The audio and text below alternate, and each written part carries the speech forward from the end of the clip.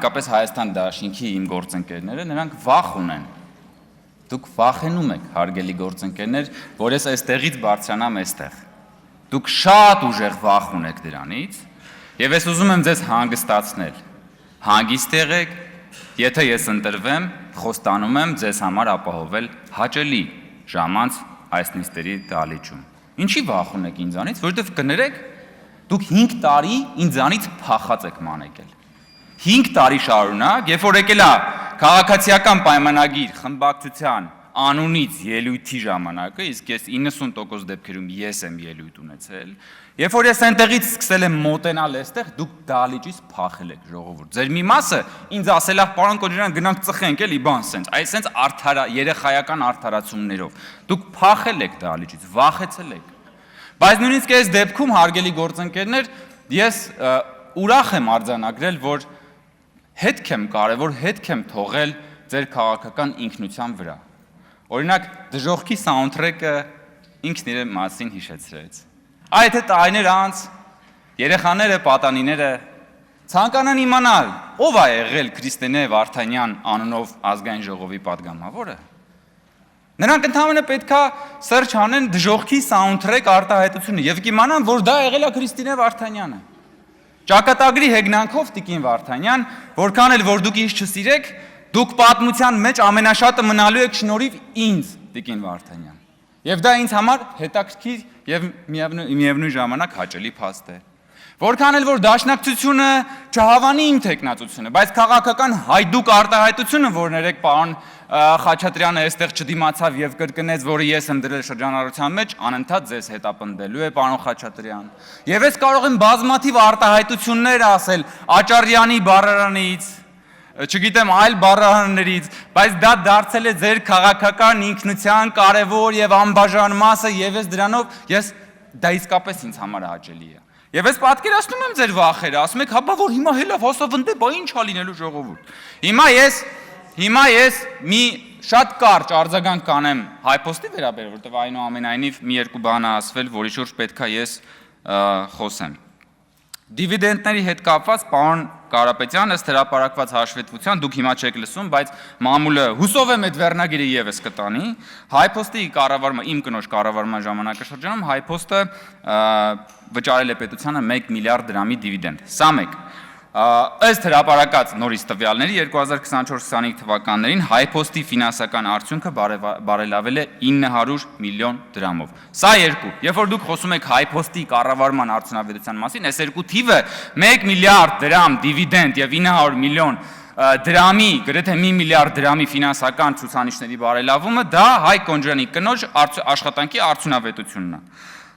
Երեք պարոն Մանուկյանը այստեղ նաեւ հայտարարագիրը վերցրել էր Պարոն Մանուկյան, դուք ես որքան գիտեմ, ինձ ասացին, որ դուք տնտեսագիտության տեխնացու եք։ Եթե այդպես է, խայտարակություն է դա։ Նախ ուզում եմ ասել այդ 5 միլիոն դրամը, որ ասում եք, այս ինչ 5 միլիոնը մայրության նպաստի 5 միլիոն է, այլ եկամուտները բաժնում։ Երկրորդը, որ ասում եք, ինչի չի իջել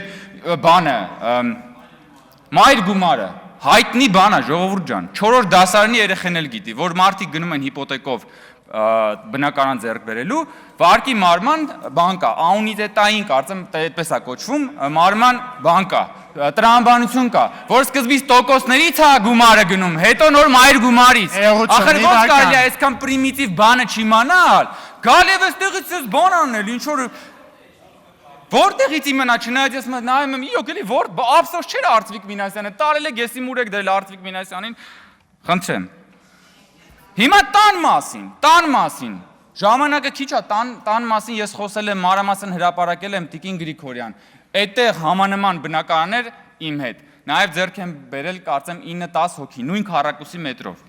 ես ձեռք եմ բերել 54 միլիոնով, 20 տարի ժամկետով, երկու հոգի ձեռք է բերել 50 միլիոնով,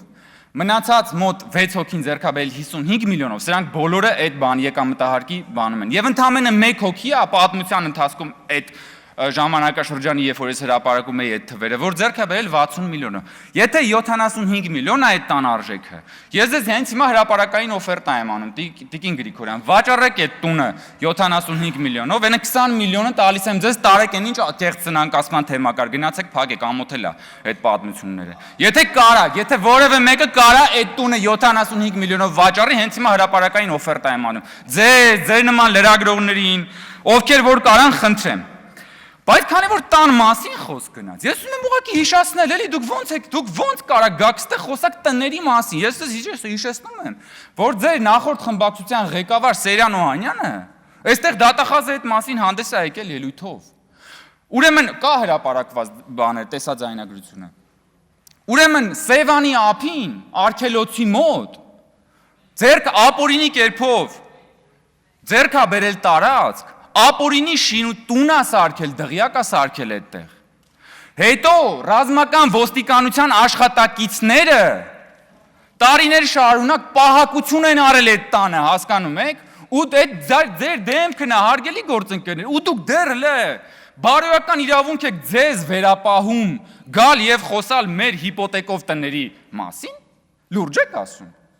Դուք գնացեք խոսացեք Սերյան Օհանյանի այդ բաների արկածների մասին եւ որտեվ դա ձեր քաղաքական ինքնությունն է։ Դուք Սևանի ափին տարածք զավթող դղյակ սարքողներ եք։ Դուք դուք զինվորներին ձեր տներում պահակություն անողներ եք։ Ինչի մասին է խոսքը։ Պարոն Ղազինյանը որ ասեց Սամվել Կարապետյանի նկատմամբ հետապնդումները սկսվեցին եկեղեցու հետ կապված դեպքերից հետո, քանի որ դուք ձեր ինքնության եւ ընդհանրապես այս բարոյագիտական քննարկումների առանցքում միշտ դնում եք եկեղեցին, ես ուզում եմ այդ միջև գալը ձեր ասացին, ես ուզում եմ հերվից միասին գանք մի հատ պատմություն պատմելու։ Ուրեմն, եթե չեմ սխալվում, 2014 թվականն է, Տավուշի մարզի Կողբ գյուղում բացվում է եկեղեցի, օծվում է եկեղեցին, եկեղեցին անվանվում է Սուրբ Հովհաննես եկեղեցի։ Եկեղեցին, հարգելի գործընկերներ, կառուցում է Տավուշի նախկին մարզպետ այդ ժամանակաշրջանի Հովիկ Աբովյանը։ Սուրբ Հովհաննես եկեղեցին, որ կառուցել է Հովիկ Աբովյանը։ Շնորհակալ ենք, որ գոնե Սուրբ Հովիկ չեն դրել եկեղեցու անունը։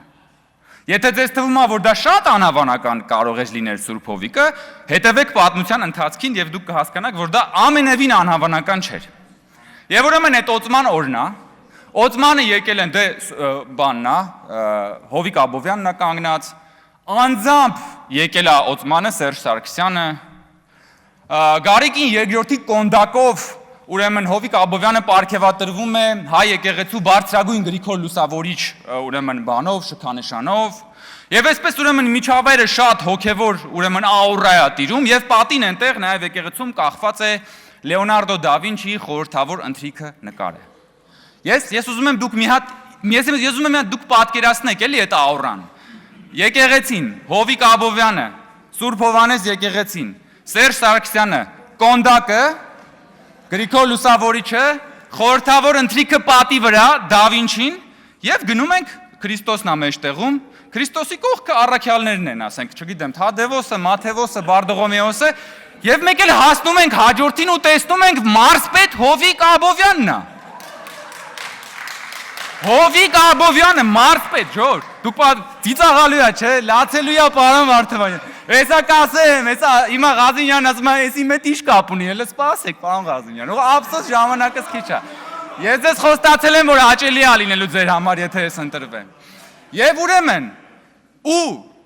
անգամ դա Վինչին նկարի մեջ լուսապսակ չի դրել։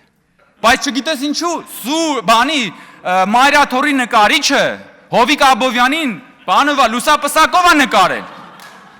Հաջորդ օրը լրագրողը զանգում է նկարչին, նկարիչը ասում եմ, դա նկարիչը Մայրաթորի նկարիչն է։